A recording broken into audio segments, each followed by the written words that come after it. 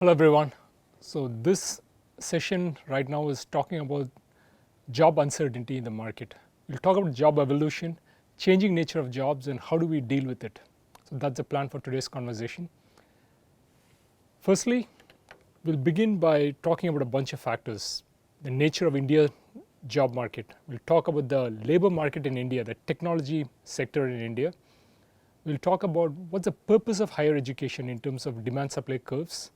We'll talk about maybe taking a little bit of a big picture view of careers. We'll also talk about different frameworks you can use in terms of understanding what is the right career for you. We'll talk briefly about Ikigai. We'll talk about some of the problems with the Ikigai framework and we'll advocate a very different framework in terms of what you should be using. Okay, let's jump into the nature of India's job market. So Indian job market is very unique in nature. So there are approximately 40 lakh engineering students who end up joining the first year of the engineering program. And there are around 12.5 lakh graduates coming out every year. So it's 1.25 million students graduating with an engineering degree every year. That's a lot of people. So just imagine this, there are 12.5 lakh people graduating every year and you only have 2.5 lakh jobs being generated every year. So what does this mean? This means that 1 out of 5 students will never be able to find a job. That's just the nature of India's job market. So if you take up an engineering degree thinking that everybody will find jobs, that's absolutely not true. It's very competitive by nature. India still doesn't have enough jobs to absorb each one of the people who come out of the engineering programs. Okay, so that's point one. There's a big difference between the number of graduates every year and the number of people who find jobs. And within the people who find jobs, the job distribution is not equal for every discipline. For example, if you take the job of computer science, that's most of the jobs being generated in India. So in this case, out of 250,000 jobs, 180,000 jobs are just in the field of IT enabled services. This is what India is known for. So you have a lot of these companies like Wipro, TCS, Infosys and so on. Those really contribute a big huge chunk of the overall jobs of the Indian economy, 180,000 jobs. So well more than 60% of the jobs out of all the jobs being generated in India are ITES jobs. And by nature, they are not super high paying. Again, there can always be exceptions based on which school you are from, but typically it's very cost conscious, right? Because the more cost conscious you are, then you'll be able to cater and serve overseas markets, and keeping a budget under control is very important. So that's one part of the job market. Then you have job markets which, for example, in the space of computer science, which is all about data analytics, which is about hardcore computer programming, machine learning, artificial intelligence. All these jobs are just 40,000 in number. So out of 2.5 lakh jobs, just 40,000 jobs are in some of the hardcore software areas, which are high paying jobs. And when I say high paying jobs, these jobs tend to be around 8 to 10 lakhs per year. So these are jobs which are very sought after by students, but just 40,000.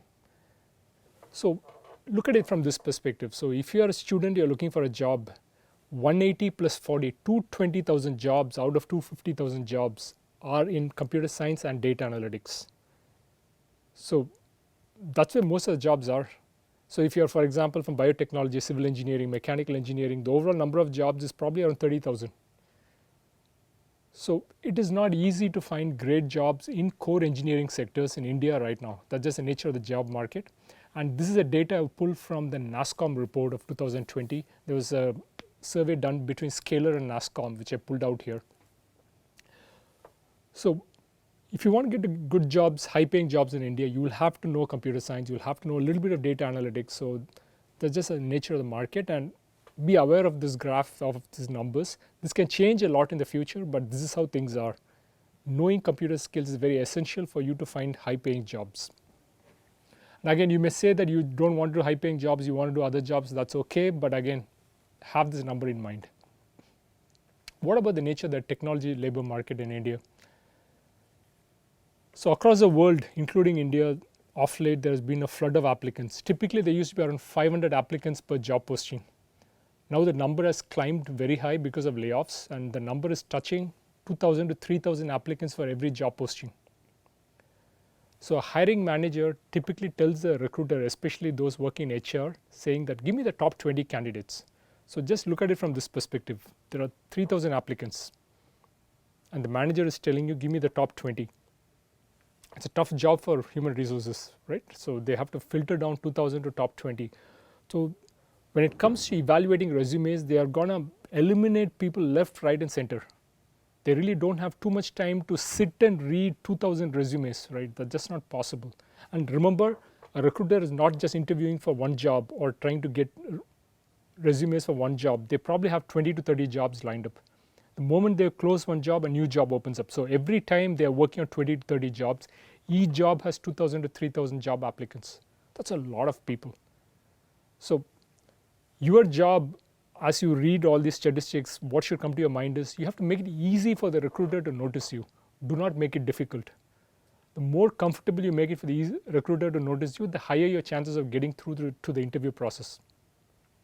So if you apply directly on a company website for jobs, your chances of getting selected for a job is probably between 0.5 to 2%. I would say a number close to 1%. That's really a small chance of you getting noticed if you directly apply on the company website. So if you want to find jobs and you're sending your resume to say 20 companies on the career website, see, your chances of getting in all these 20 companies is close to zero. It's absolutely worthless because, again, I've given you the numbers why it is so. 2000 applicants for every job, and the HR recruiter has to filter through 2000 to 3000 people to select the top 20. It's almost impossible.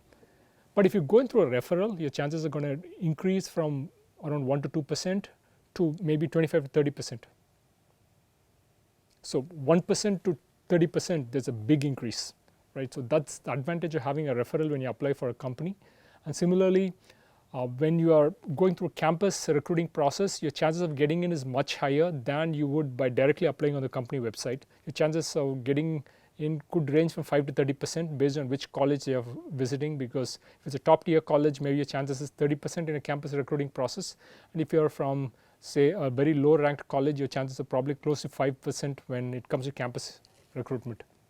So overall, it's an elimination game. So we talked about this earlier in terms of the early stages of the process is always about getting eliminated, and you want to do everything possible to make sure that your name is not kicked out in the elimination process and it goes down to the interview process where you have a higher chance of being selected. Now you get a sense of why people do higher education. So you already heard about what's happening in the market. You always want to be in a situation where there's a lot of demand from recruiters, right? You always want to be in a location, you want to be in a job where there are a lot of recruiters chasing you. And you don't have too much competition from your peers, from your competitors. So you always want to be in any job, whatever you take up, it's always about increased demand and decreased supply. Supply is all the students out there, the job seekers out there, that is the supply. And demand is a demand from recruiters. So if there are more jobs, more companies, there's going to be a lot more demand. The more the companies, the more easier it is for you. And when you have great skills you bring to the table, yes, you get identified and picked up by the company. So in this case, the purpose of higher education is basically to gain skills. So the reason of higher education is always about what technical skills you gained, what business skills you gained, what people skills you gained. You should be able to deliver more value to the business. And that's the reason why companies sometimes pay more for people with a master's degree or a PhD degree.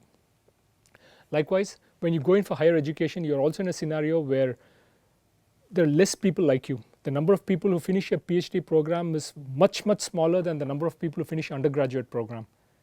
The supply is much lesser, so there are more skill gaps. And typically a PhD program requires like 5 to 6 years of training. So not many people put themselves through this training process. So the more you get this training done, the more valuable you are in front of recruiters because you have taken the effort to get trained and you bring a lot of skills that companies need. So increased demand, decreased supply is always going to help you. So again, it's a quick discussion about why do people go to US for higher education, right? Like what they're really doing at the end of the day is they want to go to a place where there's more demand for jobs.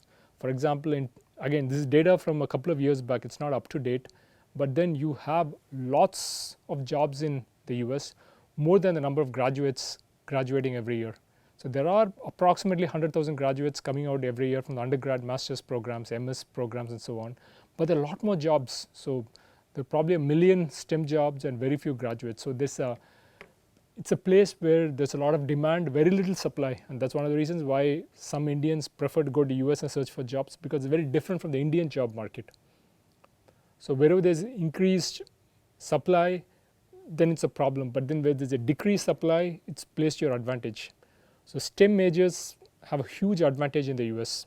India has a big surplus, US has a big shortage. So naturally what people think is, if I move from India to US, I should be able to leverage my skills and get a high paying job. So that's typically what's driven a lot of migration from India to the US. But life is not straightforward, things can change all the time. So what's happening off late is that the waiting time for green cards, H1B visas is getting longer and longer, because everybody wants to go in a certain direction. So there are too many applicants. So at last count, there was something like 8 lakh applicants for something like 85,000 H1B slots. What this means is that only about 10% of people who apply for H1B visas will get H1B visas. Most people will have to come back to India because there's a flood of people trying to enter the US market. So that's part of the problem. And also when there are too many people from another country coming to a different country, there can be a lot of demographic changes, and that's also causing political issues. So that's also something which people have to look at as they look at their long-term strategy in terms of migrating to other countries. Okay, so I'll share some thoughts about careers in terms of, again, we'll share more models and more frameworks for the future, but in this conversation today, let me share some perspectives in terms of how not to get obsessed over just one number. And in your life, a number like compensation changes much lesser in the beginning, but then the change is much, much higher as you get older, pick up work experience, pick up skills. So in this case, right, what I've shown is, you look at the x-axis, you got time here. The 20, 30, 40, 50 are the ages, right, as you go through your, as you get older, as you get more skills, as you gain more people skills, communication skills, business skills, you will get paid a lot more. So the graph always goes, the slope is much, much lower in the beginning. Compensation rises very slowly in the beginning. So when you're 20s, probably may not increase too much. When you're 30s, maybe not too much. But then you will reach a point where suddenly it becomes much higher. So there's a dramatic jump after your mid 30s, 40s, where people really get into high paying jobs, they get into good companies and so on. So it really doesn't matter too much of what people do between the ages of 20 to 30, because again, the difference in terms of compensation is not that high. So for example, let's consider this example of students going to US for doing the PhD degrees. The difference between a master's degree and an undergrad degree is probably $10,000 to $15,000 in terms of annual compensation. So people take a lot of loans to do a master's degree, but then they're not paid so much compared to an undergraduate degree holder, because the difference in skills is not that high. Similarly, when you compare a master's degree and a PhD degree, maybe the difference in many companies probably around $10,000, $15,000 in terms of compensation, especially in core engineering branches. So what this means is that, again, there's not too much of a difference. Just because you have done a PhD degree for 5 years doesn't mean that you have enough skills to completely differentiate yourself from a master's degree student. So what's more important is, as you spend time in the workplace, as you gain the skills which companies need, that's when you become valuable. The more time you spend in industry, the more valuable you become. So by the time you touch your 30s, you probably have more than 10 years of work. I mean, by your mid 30s, you probably have around like 8 to 10 years of work experience. By the time you touch your 40s, you have another like 14, 15 years of work experience. And that's really the time when you can add value to the table. You can bring in more revenues, you can make an impact, you have customers, you can talk to clients, you can sell. So you bring a lot of new skills to the table. That's when your compensation goes up dramatically. So I'll share some examples. People have told me that sometimes between ages 40 to 41, they've made more money in that 1 year than they made their entire life before that. And between the ages 41 to 42, they made more money than, again, the entire period before that, including the ages 40 to 41. So making money will happen naturally to most people in their lives. So don't obsess about making money very early on. So again, don't focus too much about compensation. Think about skills. The more you learn, the more you improve your communication skills, the more you improve your business skills, you're setting yourself up for success later on in your life. And during a different conversation, Bipin, I think, talked to you about how just focusing on compensation early on in your life will remove the enthusiasm in terms of being able to work hard, learn, and contribute enthusiastically. So again, consider these factors as you look at your careers. This is another way to look at compensation, right? I mean, I try to show three sets of friends. Let's look at three employees. One of them is in green, the other one is in red, the other one is in black, and this is how compensation goes up and down with time. Like there are times when compensation is high, then at times when compensation is low. Initially when you get a promotion, your compensation dramatically increases, then it's stagnant for a couple of years, then it dramatically increases, then it's again stagnant, then you change jobs, again it increases. So when you're comparing between friends, don't get obsessed, because there are times when your friend is making a lot more than you, but there are times when they're also making much lesser than you. So life is up and down. So look at life as a free flow. It's not just a straight line upwards. It's not like if your friend is making more money than you right now, they'll always make more money than you throughout their life. It doesn't work that way. It's up and down. So just be aware that don't obsess over one number called compensation at one single point. And if you just look at one point here, you may think that somebody is up, somebody is down, but that it keeps changing. There's times when green is the highest, there are times when red is the highest, there are times when black is the highest. And similarly, there are times when red is the lowest, green is the lowest, and black is the lowest. Again, it's an indicator to the fact that compensation changes with time. So focus on skills. I think that's a takeaway from this conversation. Don't obsess about one single factor called compensation right now. Look at compensation throughout one's life, right? That's a better indicator. Okay, let's move on. So this is a very good diagram to show careers. So most people look at careers like a straight line graph, like it's always going up in one direction. This is what I think my career is going to look like, always going up till it reaches a CEO position, right? That's not how careers work. There are times when you are probably flat in your career, stagnant in your career. Maybe there are times when your compensation could decrease, you change jobs, and it's time of, like, for example, a similar time of layoffs where you cannot find a good paying job. You may get a salary cut of 40%, 50%, 60%, and so on. So if you made $100,000 earlier, your new compensation would probably be something like maybe $40,000 or $50,000. So life goes in circles. Ultimately, you will end up where you need to be. But again, this has a lot of curves in the process. So don't get disappointed. That's just the nature of the world.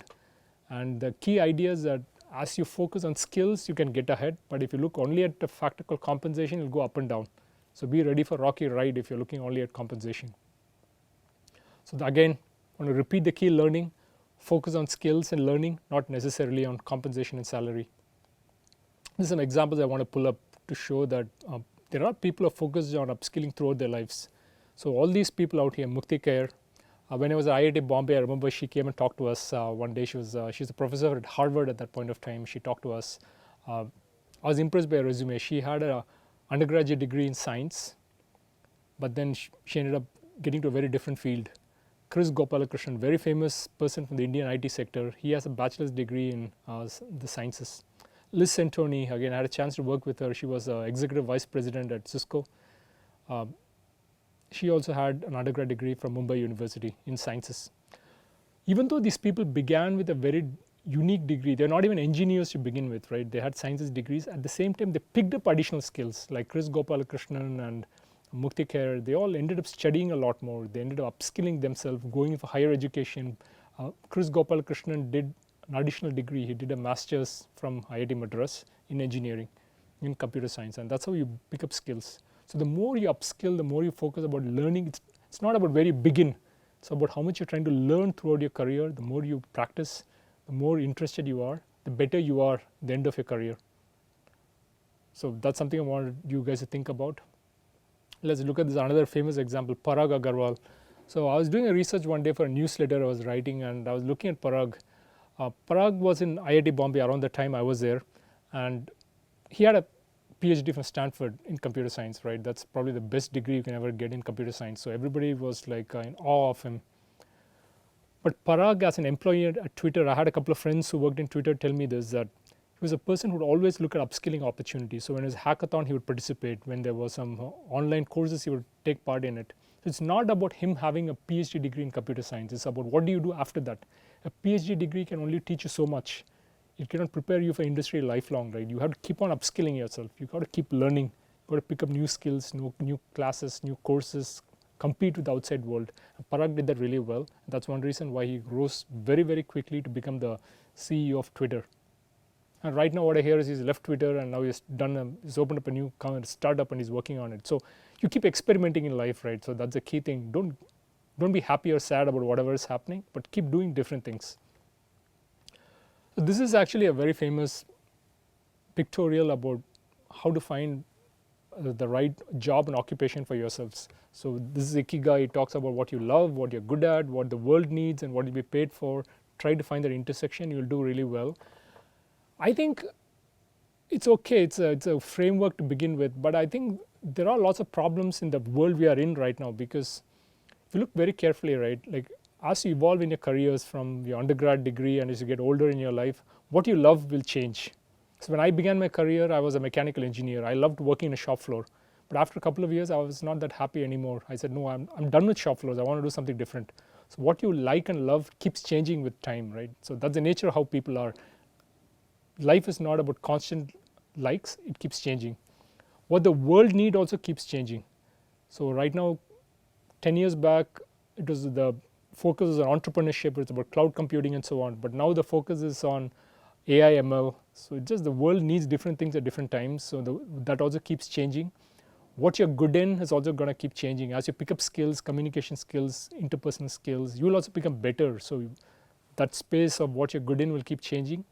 And what you can get paid for will also change. So I went from being a mechanical engineer to a person working in human resources. It's a big change. So I got paid in different disciplines because I kept changing fields. So again, this also keeps changing. So what do you do in this case when everything is changing? Then what sort of choices do you make for your career? So I actually advocate this model. When I talk to students, I always ask them to seek an intersection of this 3 intersecting circles out here. So one of the big circles is actually enthusiasm. What do you bring to the table? I mean, there's a word for it in Hindi and Sanskrit, it's called urja, but I feel that where you are most enthusiastic, take it very seriously. There's also another circle which is about where is it you can do a lot of hard work, where you're genuinely passionate and you're so much passion that hard work is no problem for you, right? I like writing, so sometimes I can write endlessly forever and I never get disappointed with the number of hours I spend on writing. So that's a skill for me. Likewise, I think everyone has a skill. So it could be music, it could be something different, designing, architecture.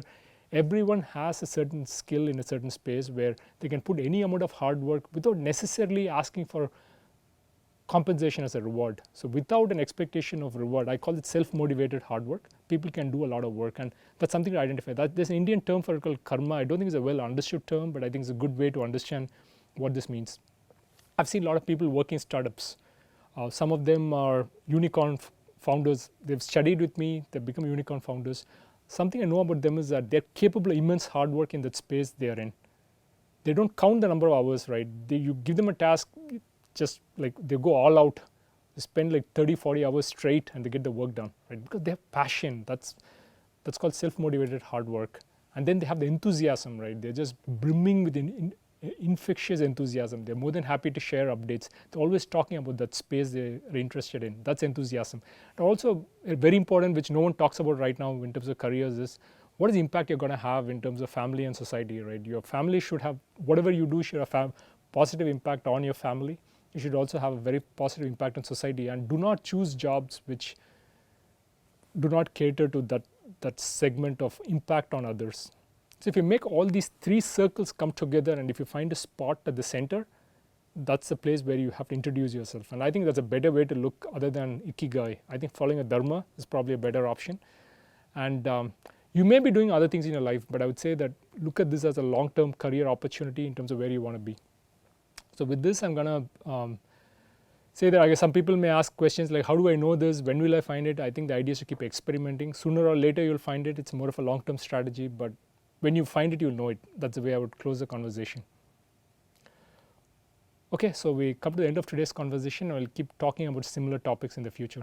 Cheers, everyone. Thanks. Bye-bye.